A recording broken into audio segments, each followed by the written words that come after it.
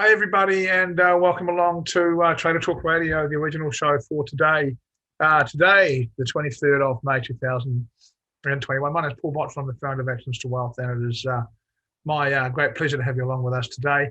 I'll be joined by the team as they come in today. We've got Julian, Alexis, Ainslie, Sukri, all due to come and share a little bit about their view on the markets today, joined by Geoff as well, as my understanding. Normally at this stage we would have Julian in, but he may be having an extended break. He's just finished his 2-hour macro overview. If you guys had a chance to have a look at the macro overview and you've got some feedback for us and you're in this session, I'd appreciate if you could punch that into a group. I can just see Julian signing as we speak. So we'll go to Julian in a couple of minutes and then on to Alexis.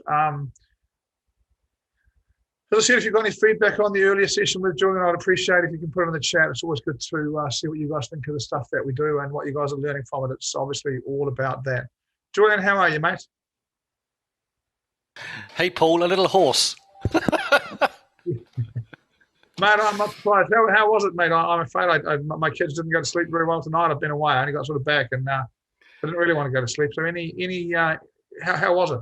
Well, I enjoyed it. I hope everybody else did too. So it's always nice for me to have a quick scoop around the markets and also cover some fundamental aspects of trading as well too. So we sort of we had a good macro overview. For those of you that didn't manage to take part in it, then I think you missed a good session, and maybe there's a recording that you can catch up on later. But yeah, look, I'm really happy to maybe summarize a little bit about what I was saying at the end of the conversation. I think I'll try and make it super quick because I've only got a few minutes, and we're not going to show many charts this time. What I'm going to do is I'll just share a few slides with you. Well, not even a few slides. I'm just going to start with just one or two slides, I think, around what's going on. So let me just get straight into this. Could you just allow me to have the screen, Paul? Mai, can you do that? I think Mai is the host of this one and she has to give us all the powers. Mike, can you give us all the powers, please? There you go. I think your co-host now, Julian, should be able to share screen. Great. Okay, folks, that's it. So yeah, right. Let's get straight into this, and hopefully, come on, clicking buttons, and I'll click through all of this stuff. Apologies for this. This is there we go. That's what I talked about. So I hope that's pretty clear to everybody. Let's go with the end slide, and I'll start there. Hopefully, you guys can see that. Let's just run with that one. I think which is probably easiest.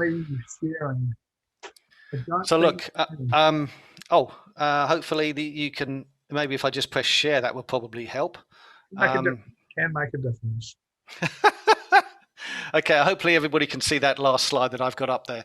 So look, my basic contention here is that I'm not entirely sure that inflation is going to be anything other than transitory.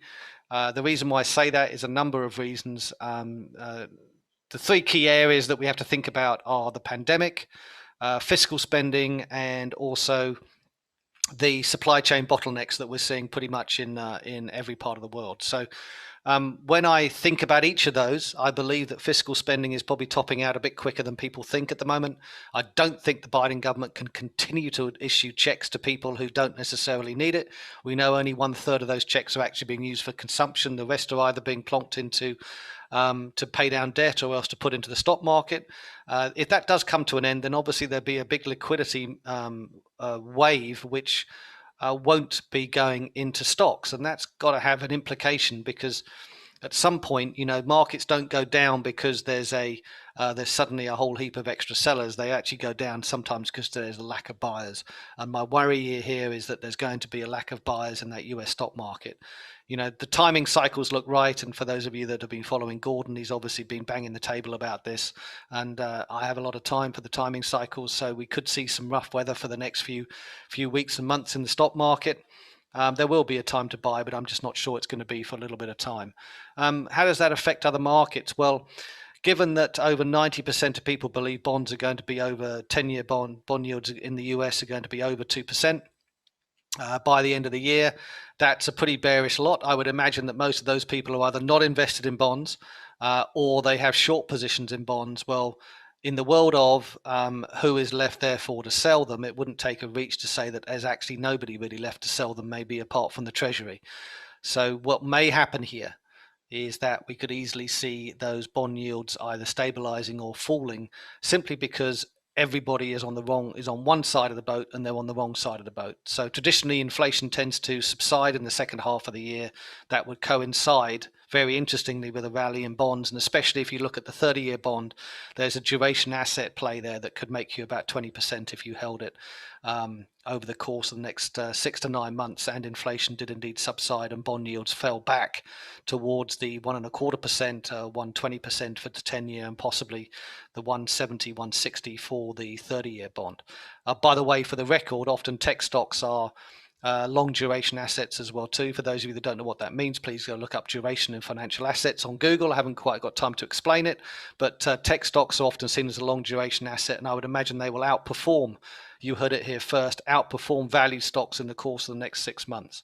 So there's an asset class there that I think is quite interesting, but it's only going to happen, right, if the spending slows down, if the supply chain situations are seen as being transitory and resolve themselves. When you look at the exports from Taiwan and from South Korea over the course of the last 3 months, that transitory nature probably isn't a bad discussion, because their exports have simply gone off the charts upwards. They burst out the top of everybody's charts.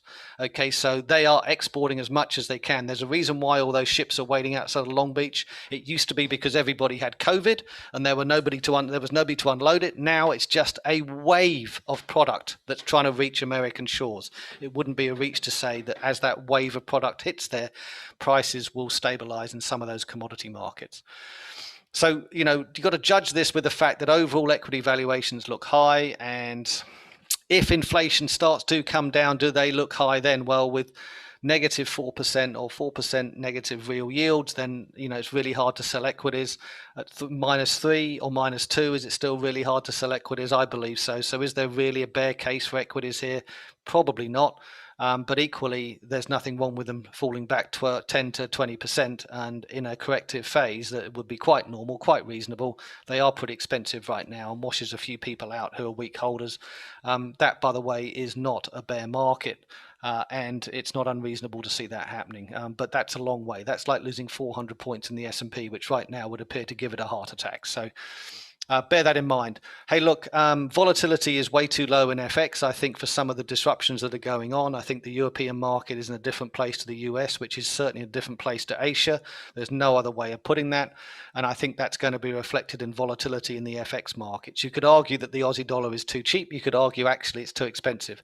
So there's arguments for both cases. Probably the reason why it's gone sideways for 3 months and continuing to go sideways. I believe there's a bear case coming on for the Aussie at the moment. Maybe the US dollar strengthens a little bit over the course of the next few weeks. That's my sort of play at the moment on a micro level from a trading perspective. You've seen that in my broadcast group.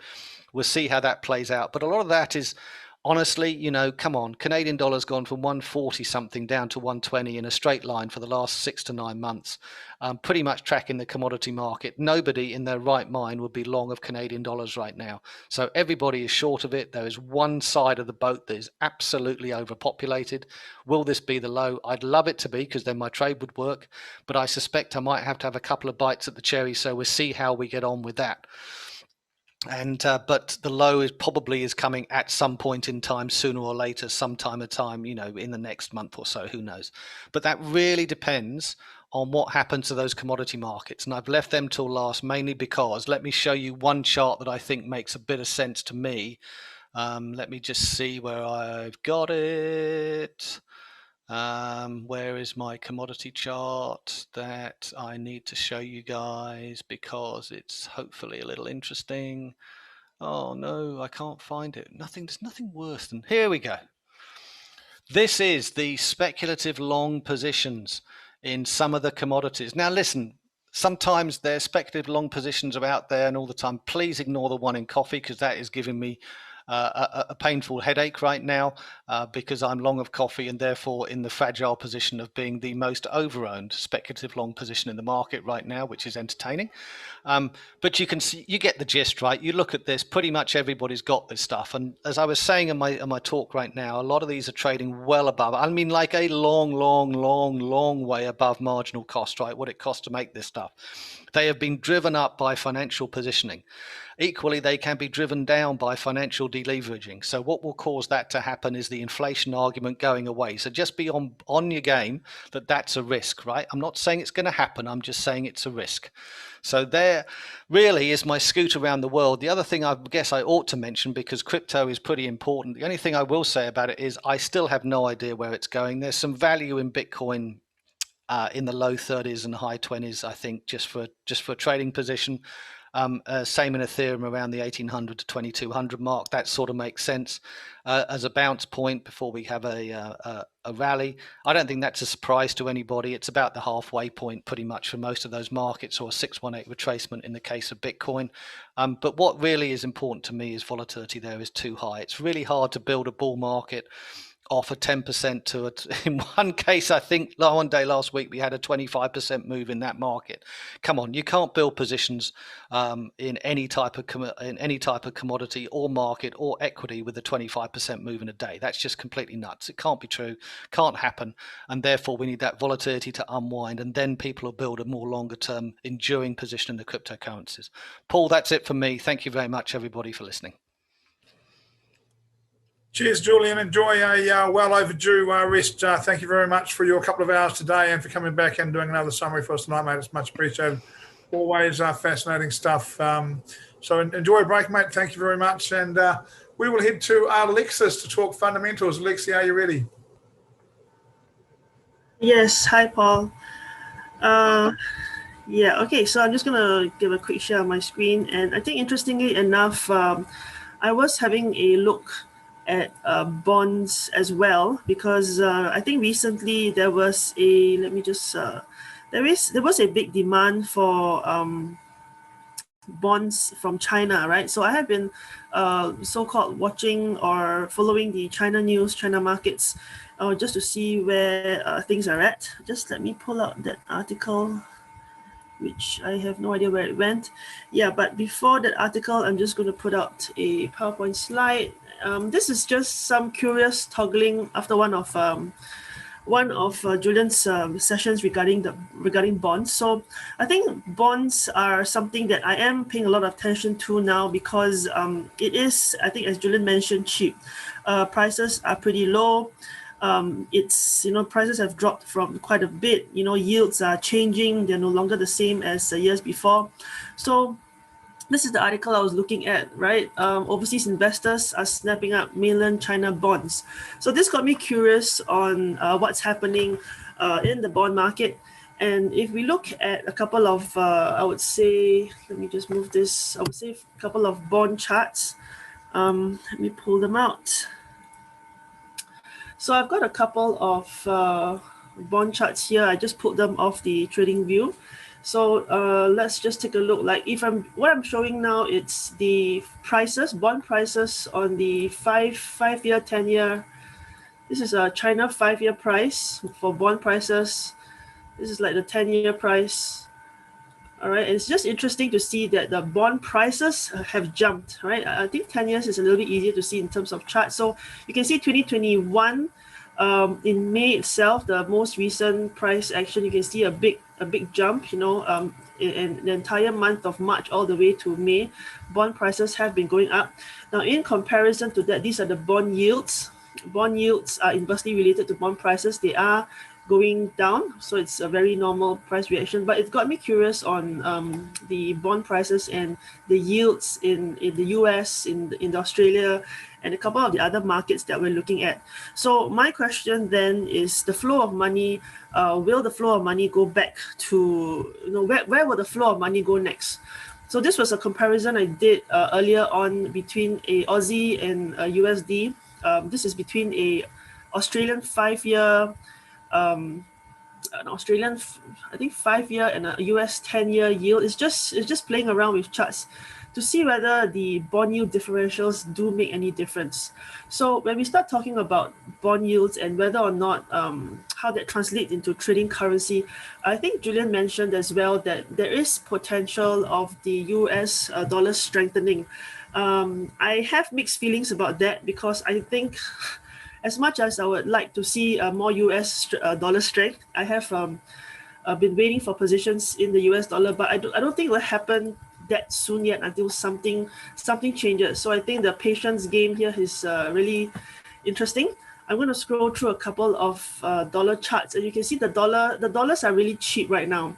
And I think a lot of things play into fact right now. It's not just, I would say, the market has gone a lot bigger. It's not just about bonds, interest rates right now. I think crypto, the massive movements in crypto in the stock markets, it's all going to shake up the US dollar and kind of give it an effect. So curiously enough, I had someone, I think I can't remember, but I was out with a couple of friends and someone asked me, why would anyone buy Bitcoin, right? And I do understand where that concept is coming from, because the general, I would say, news, rumors, or like myths around is that crypto is not regulated. It can't be used for anything and stuff like that. But the question then I asked my friend was, how do you determine that money is money, right? It's just a piece of paper. And he quickly replied, oh, it's because money can be spent. So that was when I said, hey, actually, Bitcoin can be spent too, right? It really depends on the platforms. And now that banks are coming in, regulatory bodies are looking at it. So in a way, Bitcoin, does it have the potential to become money? And that's the question mark, right? And if that happens, what will happen to our traditional fiat currencies? So a couple of things happening in the Bitcoin world. Now, I don't quite understand Bitcoin as a trading asset, so there's a lot of things to learn from Shukri, but what I do understand about money is this. Money is money because money is used, it's got a demand for it, can be spent. So the more regulatory bodies that are coming in to support this acceptance of Bitcoin, acceptance of Ethereum, then this asset class has a potential of becoming some kind of in exchange, right? My money is an exchange system. I give you a piece of paper, you give me some stuff. That's it. All right. And based on what the China regulators are doing, is China cracking down on it because they feel that cryptocurrency is a threat to their actual global currency? I don't know where they're going to come from, but there must be a reason why they're cracking down on mining. I don't think it's just because it's for the environment. So I think a lot of things is happening, not just in stocks or bonds, but I think if we take a couple of steps back and look at the macro view, we have this big chunk of asset class, Bitcoin, where it has so much attention recently. We have bonds that are so cheap now. Are people going to come in and purchase those bonds? We have people going into China bonds. China is now number 2 in the global economy, right? It's ranked number 2 in terms of GDP. It's been really quiet recently. And if we do look at the China news, I think China is just being quiet because they're focused very much on the vaccines that are happening in their country. The moment they settle their vaccines, I think something's going to come up from there. So where do I see us trading in the next medium term to short term? I think an eye on the USD is going to be a question mark in terms of, let's see what the US dollar, how the US dollar will respond. Politically, they're pretty much, I wouldn't say stable, but I would say politically, Biden is not as erratic as Trump. He has a very clear direction. He doesn't change and U-turn as and when he feels like it. So what I'm looking for is a trading signal, right? Signal on whether or not the USD will continue to have this decline towards the downside, right? Or will the USD start to recover? So my question is, on a lot of these charts, and one of the pairs that I look at always is the USD Sing dollars. And on the daily chart, the USD Sing dollar is consolidating again at I would say, the area of regulatory intervention. All right. So my question then is, will the USD Sing break below this, bring it down further, or will it pop back up? So a lot of consolidation happening right now. You can see the dollar Sing is still sideways, been sideways for ages all the way this year.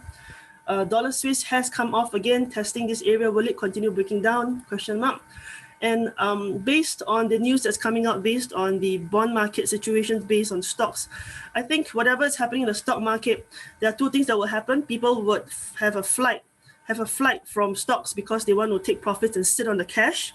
And by saying sitting on the cash, I'm talking about hedge fund managers thinking, with the stock market doing this now, where do I want to put my money? What's the safest? It's either bonds or cash, right? Do I want to hold the cash and sit it out, hold the cash and wait it out, or put my money in bonds and wait it out. So I think that in this 1 or 2 weeks, it's going to be interesting because decisions have to be made. Where does all these millions and millions of dollars in terms of hedge fund manager portfolio going to go? Are they going to go into bonds? Are they going to go into a cash asset while waiting for the stock market to give it a cleaner signal or something like that?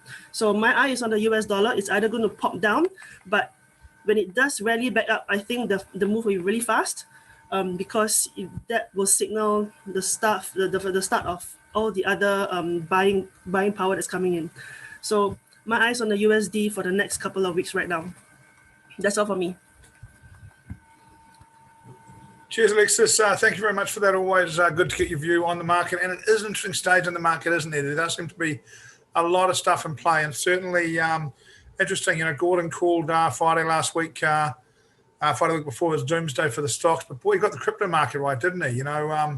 What we thought maybe came in the stock market certainly came in crypto pretty quickly after that. It'll be interesting to see if stock markets do have a little look and follow at some point. Next up, we have got Ainslie. We're going to be looking at the golden edge with Ainslie. Before we do, can I remind you, we've got a couple of things coming up in the next couple of weeks that are well worth keeping in your calendar.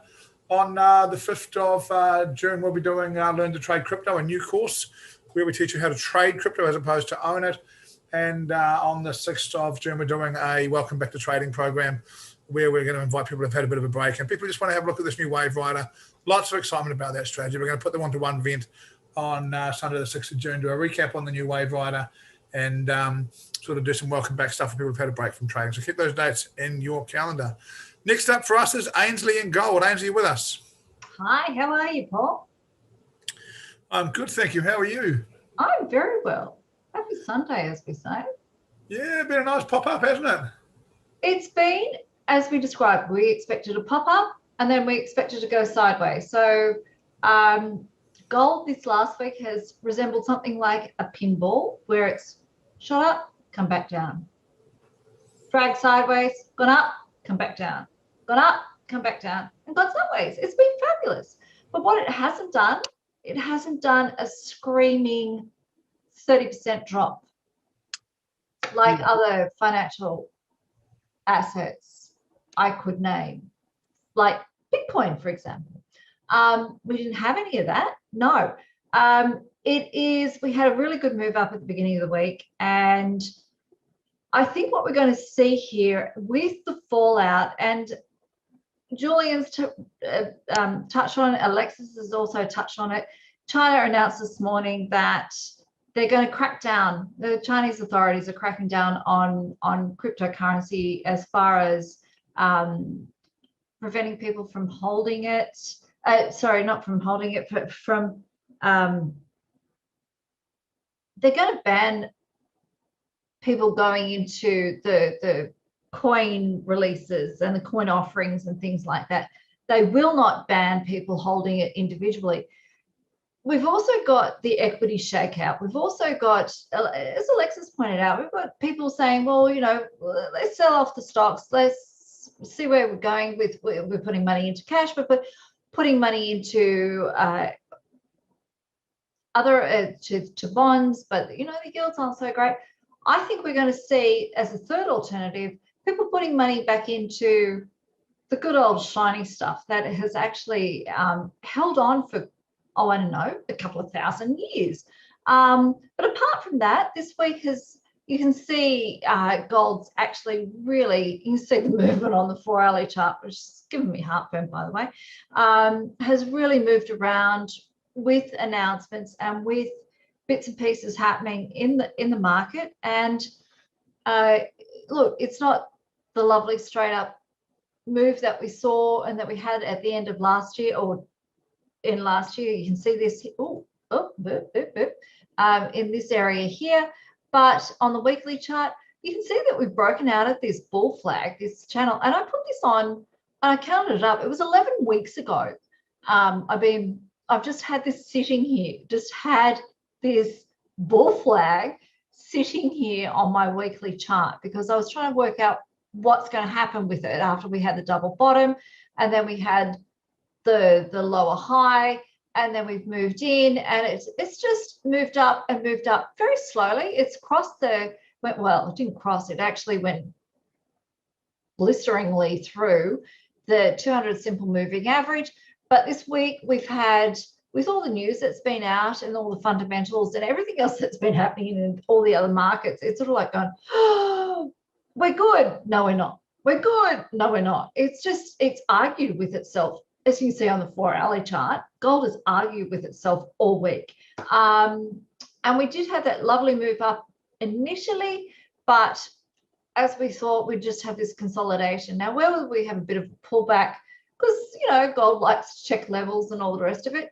But I think with everything that's happening and people pulling money out of everywhere, gold being that reserve currency, and I know we're looking at bond yields going up a little bit further, but I think it's going to take advantage of the fact that as people pull money out of equities and other bits and pieces, and just not knowing what's happening with the FX market per se, we're going, and even the commodities, other commodities that we've looked at, people might actually use gold as a bit of a hedge, as a bit of a store, as a bit of a offset with everything else that's going on at the moment, because it's been a little rugged if you've been having money in faster moving financial assets.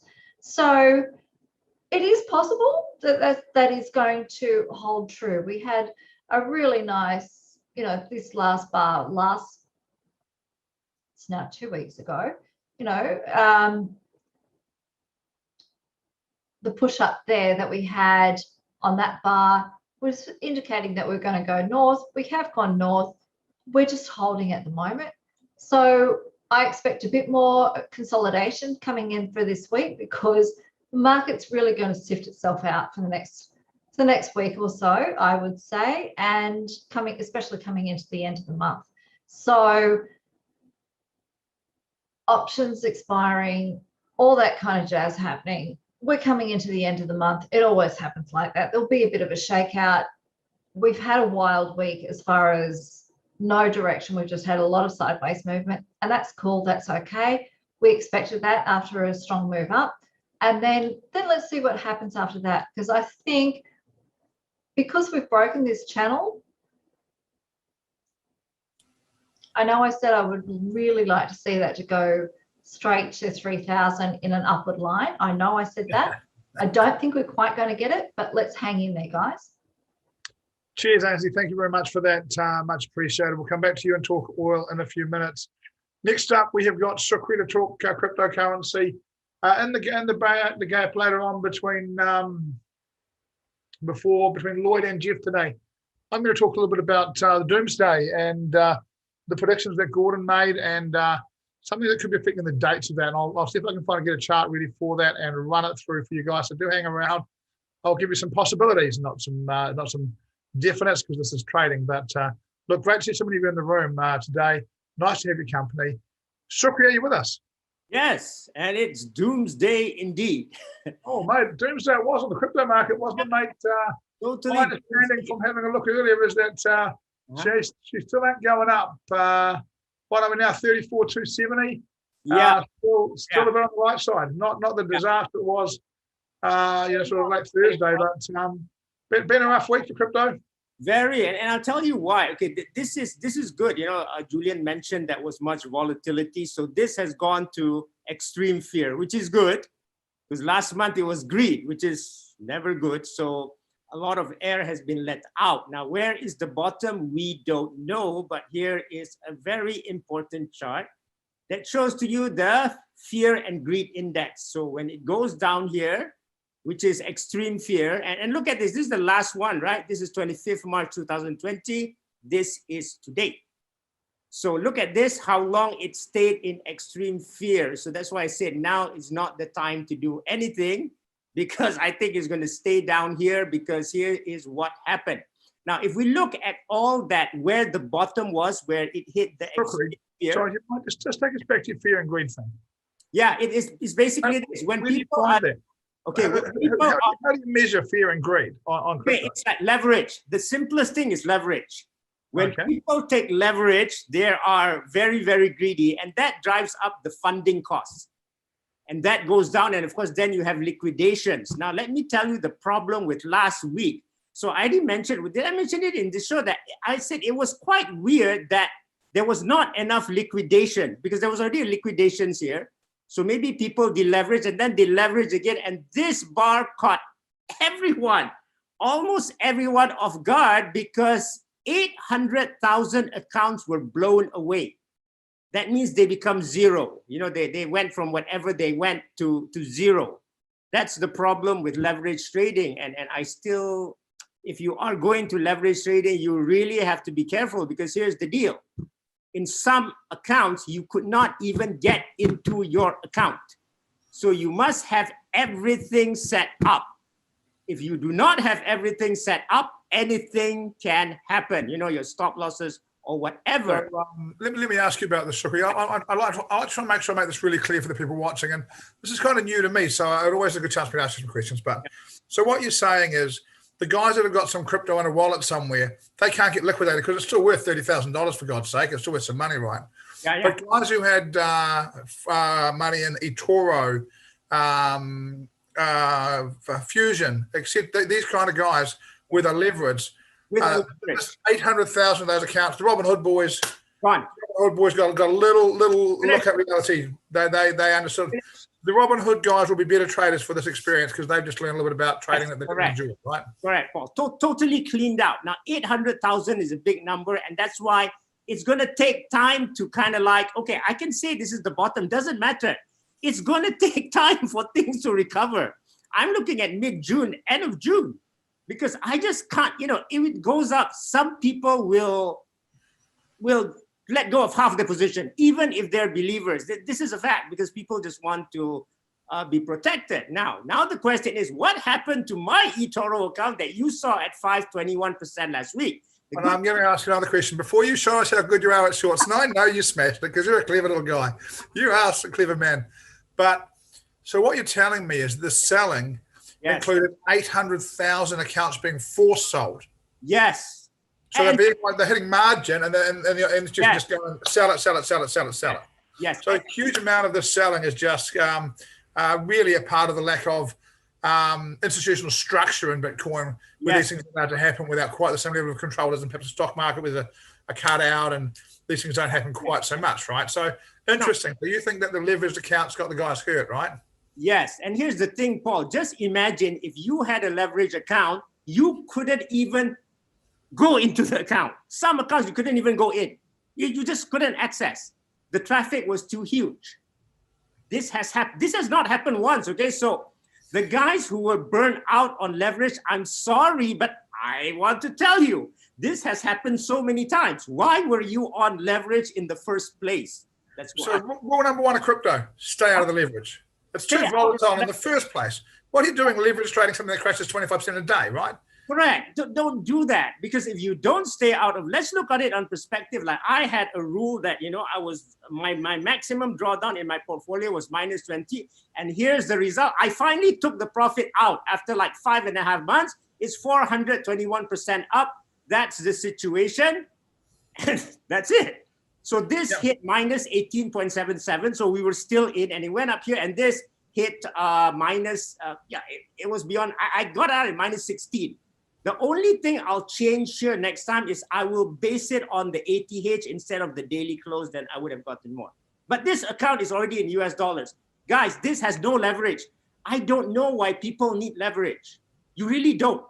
Yeah, you've made 420% with no leverage and no possibility of going to zero. No possibility of going to zero. So unless Bitcoin goes to zero. Unless Bitcoin goes to zero. So what you're saying is you can just make ridiculous money without taking stupid risks. Yes, don't even take a risk, because it becomes stupid for one day. You know, because you're overconfident. If there's someone listening to this who got cleaned out, I'm sorry if we sound a bit frivolous about it, because we're really not. We're all traders, and we've all faced these risks, and we really understand. But I think, look, over the weekend I was away with some friends playing golf, and people just asked me time after time after time about crypto, and I told them, this is my opinion. If you want to trade this stuff, you study it full time for 3 months and then you trade it, or you get a team of 10 of your friends who can trade it, who can study it together for weeks, and then you trade it. But this has changed. This is not just amateurs throwing money at the market anymore, because amateurs throwing money at the market in this now are getting found out. And that's all that's just happened here. All that's just happened here is the amateurs have been found out. And honestly, my heart goes out to them because it's always the amateurs that get smashed. In the end, you know, they're always ones that hurt. But there'll be some great lessons for those that want to become good at this with a bit of time for this. Back to you, mate. I don't interrupt you. And it's cruel, you know, because on May 12th, you got 10 billion liquidations. So we thought that was over, right? And then suddenly it happens again, another 8 billion. That's cruel, you know, that is crypto. But look at this. This account is still, look at the perspective. This account has gone up 5 times. Look at that. So that's, please no leverage, guys. You don't need to now. The other good thing is this now. I trade this on the most boring cryptocurrencies ever. These are the old coins. And look what happened. And this is why my target for this account is now 1,000% by the end of the year. So come to the trading class. I tell you why. Don't believe me. I'll tell you why. I'll show you this simple chart. One of the charts that I did going up was Dash. Paul, look at this. It's come back to this range, to Geoff's famous range. So I know the numbers within this range. It hasn't gone up to the all-time high. I have something measurable. If you are going to a new crypto, you do not know where you're going. You have no idea. So this is something that's kind of good for me. Okay, I'm familiar with that number. I knew what I was doing here. I know the resistance. I know the support. So I'm just waiting for things to calm down first. Don't do anything. And if you look at all the things I'm trading, I'll tell you like Dash, Litecoin, Neo. If you look at YouTube, guys, nobody covers this. These are the most boring things in the world. So in these times, the boring stuff works, no leverage, you're okay. Yeah, look, I just think it's one of those things, Shukri, you know, people, it's easy. People get on, and you're a great example. You get on, you talk about crypto, and you get excited, and it flows along, and there's this and that. Don't miss the really important stuff, guys. If you're trading this stuff, don't trade it on a leveraged Forex account. You know, and if you do, look, I traded this on, in fact, thanks to Gordon, actually, I bought Bitcoin on Fusion at 32,000. I sold it at 58,000.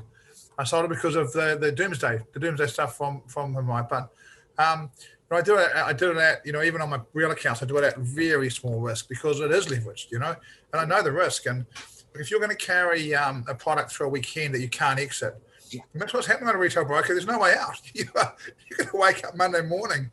You can be happy. You can be very, very sad. You've got to be really cautious. And this is experience people are learning right now. And, you know, I'm not sure I agree with you, Shukri. You say it'll be doomed before it recovers, but that depends on something. Yeah. That depends on whether there was a seller here who knew there was 800,000 accounts to liquidate, and he's just rolled them out, and he's going to buy it down here. And whether there's some of the big guys here have targeted these guys, and if they have, they'll be in Monday, Tuesday buying it. Yes. Now, I'll tell you in a few minutes why I think they might not be in buying it, but this we're going to add to the list. But yeah, if it really is, if someone's had a run at the amateurs, then the person who had a run at the amateurs, the professional, he'll be in at some stage looking to buy at these levels. Yes. And here's one thing. Okay, guys, I have said this numerous times, already mentioned. I just sold some of my cryptos, you know, to pay this thing, again, by the way, although I still sold it to pay future tax. Look, Janet Yellen has already said that any $10,000 transfer of cryptos needs to be reported to her. So you and I know that every single government in the country is going to start taxing us. I know it's hurting, guys. I know we got, you know, some of us got blown away and stuff, and now they're coming to us for tax. That's life, guys. You know, the best part of this, Shukri, for the governments? Yeah. All those Robin Hood boys that got smashed on Thursday and Friday lost their accounts. Yeah. They'll have paid tax last quarter on how much they were up. That's right. They won't be getting a rebate from the government of what they just lost. There'll be The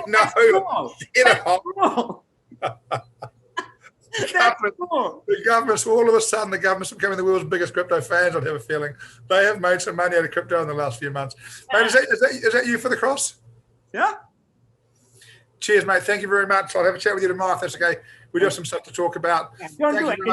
And again, lesson is the old things work, okay? The boring cryptos work. Guys, please, I've told, you know, I know I sound like a broken record, but I will say again, no leverage, no leverage, no leverage. You should be okay. Yeah, I think that's a really good point, Shukri. I'm pleased we made it. It's one of the things we want to be doing is, you know, we're a financial education company. We want to give people good financial advice. So thank you for that. Ainsley, what about oil? I think I actually have a stop loss. Huh? What? I was away. Let's have a look at my account, and unless I I couldn't see a trade on there. I think I actually got stopped in that little pullback. Oh, oil. Well, there were some interesting meetings during the week, Paul. Some really interesting meetings, and it involved the International Energy Agency, IEA, and Iran, and oil, and yeah, it went south really, really quickly. One of the reasons that we've got this bounce back up, just to give you a bit of a brief background, is IEA, the International Energy Agency. There was a meeting in midweek in Belgium. It's in Belgium, and we had everything to do with what was going on with Iran coming back into the whole deal. Now, Iran has had sanctions against them, US sanctions, since 2015 because of a breach of the nuclear pact that they had when they were invaded and all the rest of it. It was all very ugly, and the US have been trying to work through. Now, that aside, the US and Iran are working through the whole nuclear deal, and they are close to an agreement there. However, what we had here is the IEA saying that post 2021, which is this year, no new oil, gas, and coal projects, which doesn't really suit a lot of the OPEC countries. The OPEC countries have now rejected that whole IEA, as you could imagine. They're not very happy about being told no new oil, gas, or coal projects. Go figure, because OPEC is, at the end of the day, the Organization of Petroleum Exporting Countries. So it is in their interest to sort of like get that oil thing up and happening and promoted and all the rest of it. But the IEA had different ideas. The whole thing, it just sort of really exploded. As you can see here on the charts, it just went down. Where we had the recovery was and this is on Friday, by the way, it just had the whole hold the phone. We're not subscribing to this whole thought process. We're going to go. We're still doing it. Oh, and by the way, in the middle of all of that, Iran decided that they would announce that they're going to actually increase their level of pumping oil as well. So that was the whole fear of the market being flooded again. So we did have this massive pullback, 3-day pullback, as you can see on the daily chart. It just came flying back down.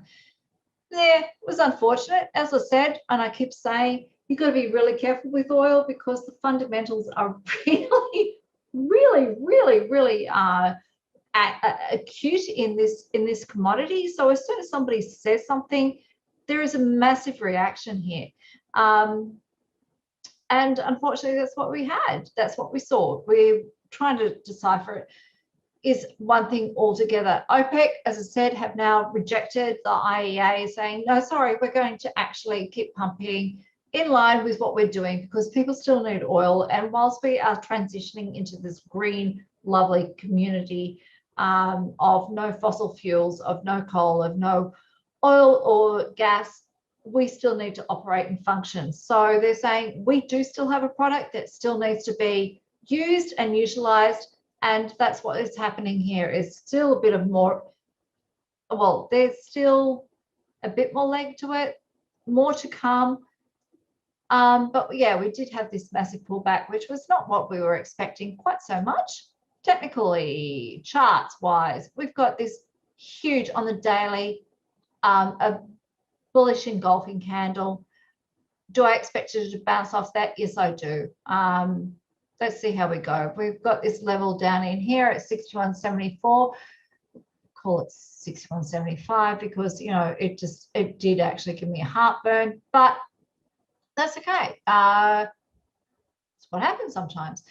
But I have said repeatedly, be careful of the fundamentals, watch the fundamentals. You have to be across the fundamentals on oil.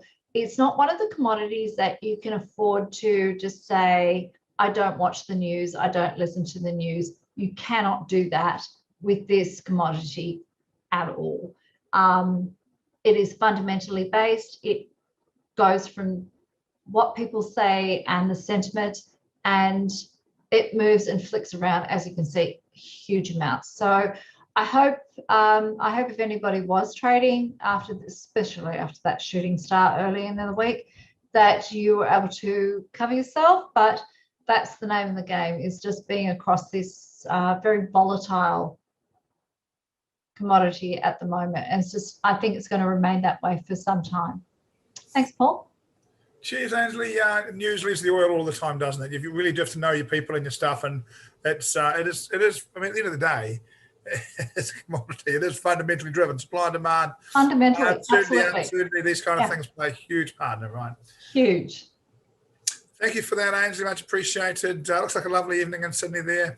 I know that's really only a picture. How is Sydney this evening? Is it beautiful? It's been beautiful today. Absolutely gorgeous. So we've been very lucky. It's meant to be winter in a couple of weeks, actually. And I'm just like, yeah, really? Somebody better tell the thermometer. I'm the same. Winter for you starts in June. I'm going to say in New Zealand it's a little bit different to that. Yeah, no, beautiful weather. So, but not over the top. But yeah, no, very nice evening here in Sydney. So all the best. Cheers, Ainsley. Thank you for that. And we'll welcome back Lloyd next. We're going to talk about currency strength, if you like. We're going to have a look at, there's the dollar index. Lloyd's going to look at currencies from the point of view of each currency's index and see how that will go. Lloyd, been a busy few weeks for you with some of the testing we've been doing. How's the trading gone during that time? Hi, Paul. Evening, everyone. Hi, trading still is steady and normal. Nothing exceptional, which is how the way I like it. Yes, mate. Fair enough. Yeah. So let's have a look at the currency index. I think I missed out last week. So for this week, I'm actually rather bullish on Swiss. Yeah, I can see that actually price actually broke 110, retested. Momentum kind of still going. Yeah. So for the coming week ahead, I'm going to be pretty bullish about Swiss. Let's see what setup it's going to give us. Now, I'm also pretty bullish about the Canadian index, CXY. Yeah. On saying that price is near $83, you can see that this is the previous high that price has reached. Yeah, so be very careful here. Yeah, so my advice to you is anybody who wants to trade CAD is look out for Monday's bar and see whether the momentum is going to continue or it's going to get rejected by 83. Yeah, if it's any sort of rejection, then probably I won't be trading CAD for the rest of the week.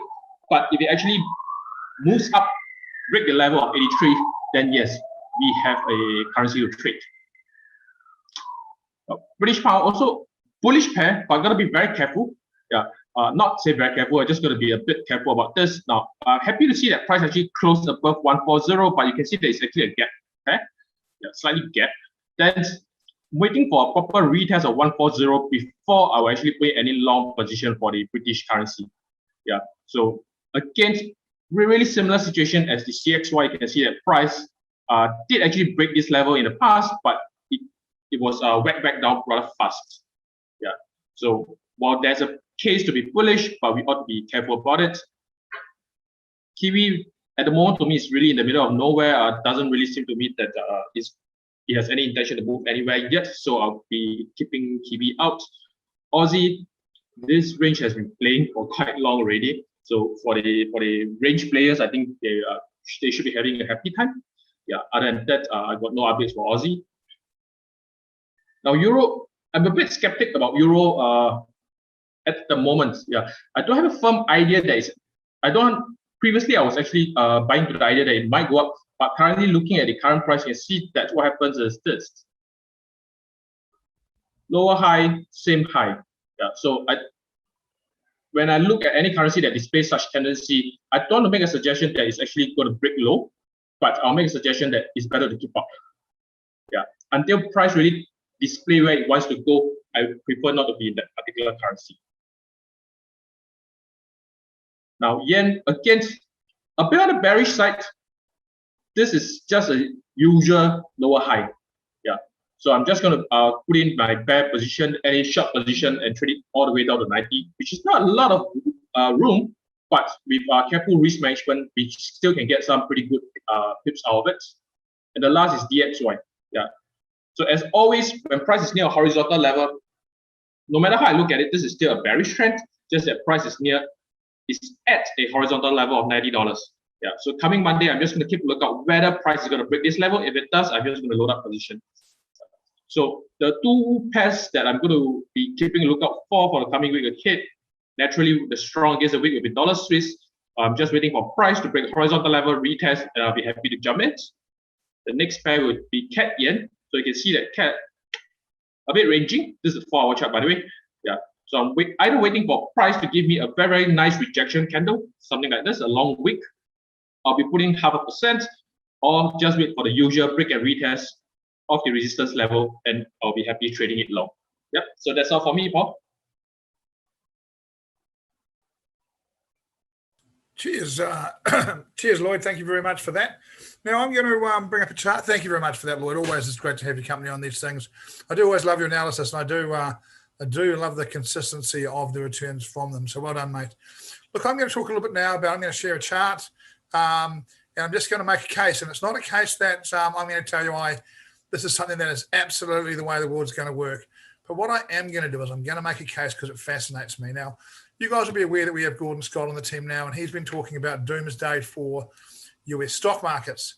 And he makes the case, and I think it's a great case, that US institutions, if they own a product for more than 12 months, less than 12 months, they've got to pay capital gains tax. So therefore, quite often large pullbacks on markets come back after 12 months. But he doesn't say 12 months.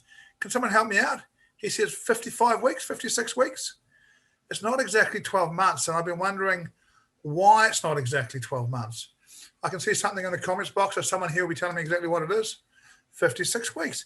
But that's fascinating. And the thing is that I really love the case. I really love this reason about tax. It makes complete sense to me.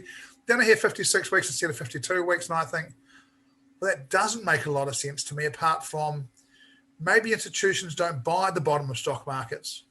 Maybe institutions buy small amounts at the bottom of stock markets, and there's something that they use to get in with more volume, and it's that point that it's 52 weeks after. Now, again, I'm not Gordon Scott, and I haven't done the hours of research or written a book on this, but what I did do was have a look at a couple of charts, and these charts made me really interested in this week here. So here is the bottom here. I just put this mark next to it so I could find it. Here's the bottom of the stock market in 2020. There it is there, right? 23rd of March. Now, what you'd expect people to do is to buy the first high low. That's right there, right? But I don't think institutions would buy that. And they wouldn't buy that because they've got a lower high. And this could easily, are we sharing my screen? I can see a bit more chat coming in. Don't think so, Alexis. We'll wait and see, eh? So I don't think institutions would buy here. I don't think they would because they've got a lower high. But if you get to here, they've got a higher high and a higher low. And I think institutions would buy there. Now, if I'm right,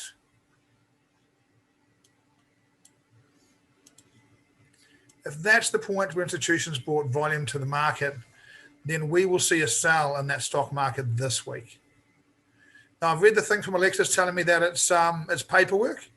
That's the delay. I'll be interested to see. But the thing that I found really interesting was if this is what they look for, and, you know, first high, first high low following, that makes sense to me as a trader. I don't think institutions will buy here because that's a lower high, and that could easily come down here and just do that, or pop, pop, pop down. Whereas here, uptrend's established, that's an area where it looks to me like somebody got pretty interested in buying, right? And that was the 21st of April. So if they've held that for 12 months, they're getting to that 12-month period of sell about now. That was the NASDAQ, S&P. Let's go back and have a look at the S&P. There's the low there, same sort of date, 24th of March, 23rd of March. There's that first higher low where we'd love to buy, and probably retail traders did. But I doubt institutions did. Lower high. Here I get a higher high. Here I get a higher low. 22nd of April. So If they're waiting 12 months, if they got in here, and again, looks to me like someone bought.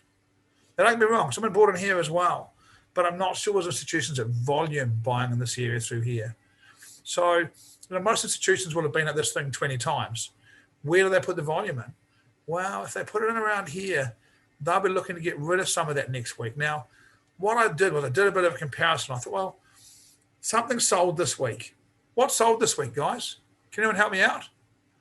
What sold this week? Can someone let me know in the chat? What's just sold?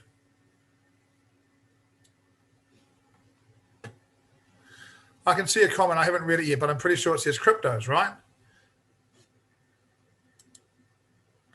Crypto sold. So what I did was I had a look at a Bitcoin chart, and I scrolled back. And this is, you got to work really hard as a trader to come up with these scenarios.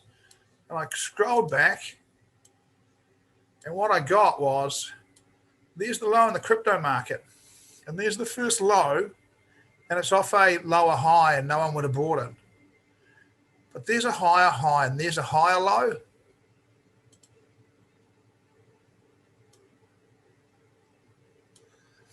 And that is the 16th of April. That's 1 week earlier than the S&P and the NASDAQ. And if that's the case, institutions may well have been coming in at this time and may well have been emptying out this last week. Interests me. I just was playing around with, I've been away for the weekend. I was looking at some charts before we got underway today, and I turned this up and I thought, interesting. Now, we have seen around the time of Gordon's talk, we've seen selling. You know, we've seen the Bitcoin thing. That is still a reasonably unstable looking market. But I wonder about these dates, and I wonder if the 2 week for paperwork is spot on the money, or whether it's really just, I mean, look, if you're going to try and convince me that institutions bought here, I'm not a buyer of that theory. I don't believe institutions bought here. Look, institutions aren't buying fib retracements. Institutions don't do that. Institutions are looking for something fundamental to drive them. And they may have taken small positions down here, just like they probably took small positions here and lost. Probably got some small positions down here and built them. But I don't know that they would have been in seriously before this area here. Just a theory, just a thought, just a different view on the Gordon Scott stuff. And I'm going to have a quick chat with him about it. And the unannounced taxes last week. Yeah, fair enough. We'll see how this week plays out. And look, again, I'm not saying to you that that I think that this case here is where they brought, and this week we're going to see US share markets, drop 6% and be auto closed. All I'm telling you is I found the dates a bit interesting. If you go back and have a look at this, because that's where I'd buy.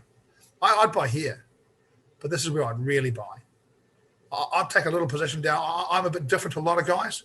I probably will take a little position down here with a little bit of risk. I might get hit out. I might make it, might not. But here I'd be a little bit more interested. But here's where I'm really interested. We talk a lot about the first higher low, but it's still dangerous off a lower high. So interested me. Again, not saying that the US stock market is coming crashing down tomorrow. What I am saying is that the timing makes me interested and probably unlikely to be buying those products yet. I'll let them shake out a little bit this week before I start to get back into my positions on them that I did close out at some nice highs recently. Rightio, that is me on that.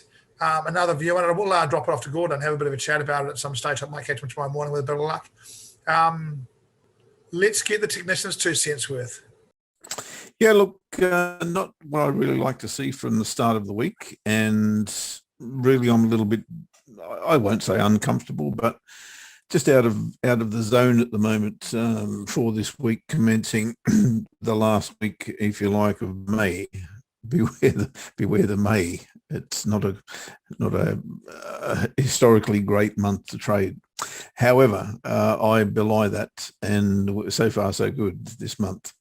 Look, I'm going to start with this one, Euro Swissy, and of course the much maligned Euro Swissy. If we cast our minds back to 2015, 1st of January, I think it was, as a matter of fact, what a dreadful time for some people, I'd have to say. However, this is not the case right now, and I see what really does look like a bull flag here, which to my mind, means that at some stage we're going to bounce long here, trading the range, and that all works for me. I'm on a weekly chart, of course, and that doesn't mean that we need to go long straight away. In fact, I've got this very, very pronounced key reversal bar. Not only is it a key reversal bar, it's a massive rejection of the monthly pivot, pardon me, and very, very difficult to ignore. For that reason, I wouldn't certainly want to be trading long at this point. However, that said, as you can see, we are at the bottom of this range. And if that's the bull flag, then I'd be expecting at some stage a bounce to the top side. That's not going to happen anytime soon, in my humble opinion. Maybe we'll get a little bit of retrace and then another attack on the bottom of this range, and maybe this level, this horizontal level through here, around about the 109 mark. So I've got to dig a little bit deeper, and I don't see anything that appeals to me at the moment. But I'll be certainly expecting at some stage to hit the bottom of this range, maybe that level, as I say, and then I'll be looking for a higher low to trade this long back into that range and back towards the top of that descending channel or flag.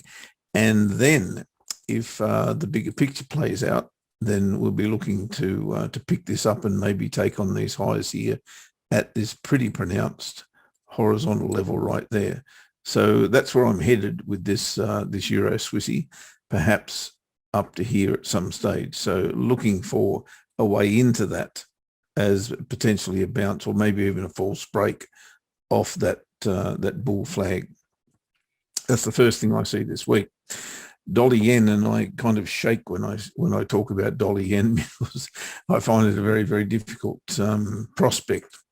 But when I look at this chart, this is telling me, you know, we've got a descending channel here without question. We've been actually following this for some time and trying to trade it off the boundaries, and sometimes it just doesn't work out. In this case, that was pronounced here, if you like. Hard to find that level, but it's probably around there. And rather than bounce off the bottom of the channel, we bounced off, I guess, that horizontal level, broke through the top of the channel and have retested that.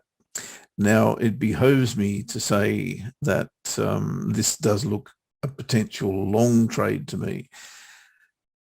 That said, it's a bit of a mess at the moment, but when I look at boundaries, I look at potential false breaks, and this looks like, very much like a false break, and in particular with this bull bar here that challenged, pardon me, the bears, yet didn't turn into a false break, didn't convert.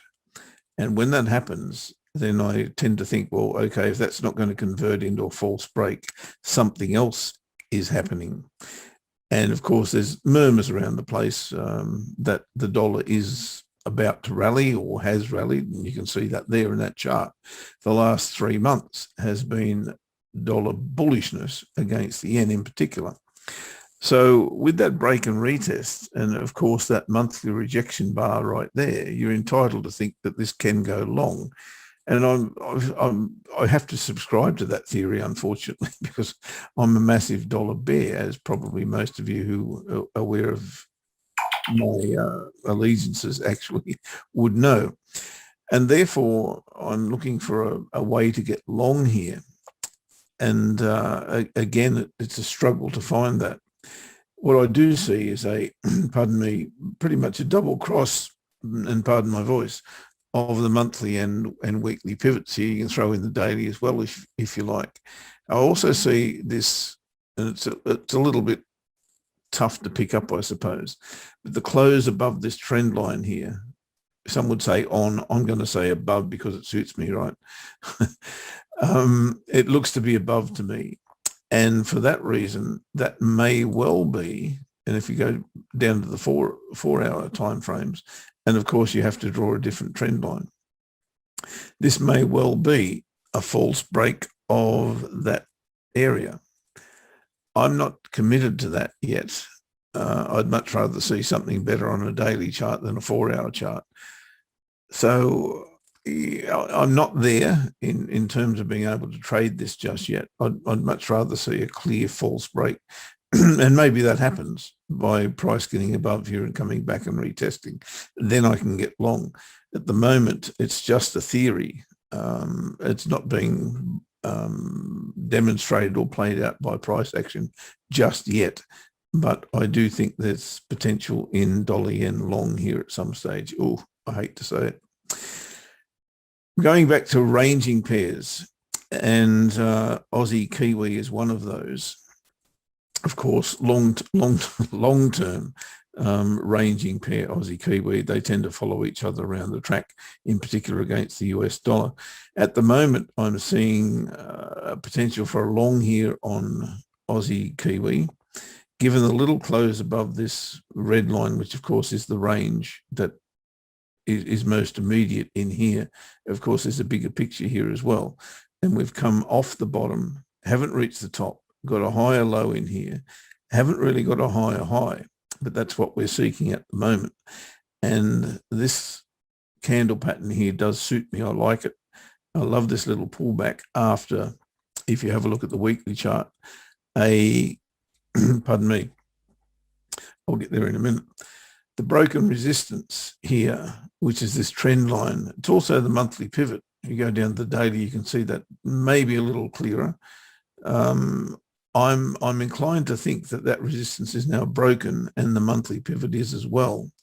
So I'm thinking long here on Aussie Kiwi. I'm struggling to find an entry at this point, but maybe a little black bar here or a little selling bar here does get me interested. Maybe I'll be a bit late on it, but it looks to me as though this resistance has been broken, and I'll be looking for a retest of that area, the monthly pivot area, pardon me, to get me into a long here. Can I do it already? Yeah, look, the answer is probably not. I can put a trade line through here, of course. And pardon my voice, guys, and I can see the break and retest. I don't want to go long here because of the highs that we'll be trading straight into, but I'll certainly be looking in this area for an entry, maybe off a false break of support on the smaller time frames as we get into Monday and Tuesday. Euro Kiwi is another one. The reason Euro Kiwi is on my watch list is because we're at this very, very strong horizontal level. And I think this break to the high side may well turn out to be false. If it's not, then fine. We probably won't get involved in that. But I'm almost tempted to place a short underneath this bar here. I won't do that, but I'm tempted to do so. I'd rather see price come back into the range and give me a lower high, and then I can look to trade it short back into that range. Frankly, that's where I'm at this time of the week. I can totally see some clear support and resistance areas here. And if we have broken resistance here, then a retest here gets me long, but a re-entry into that range, definitely looking for a lower high and to trade it short.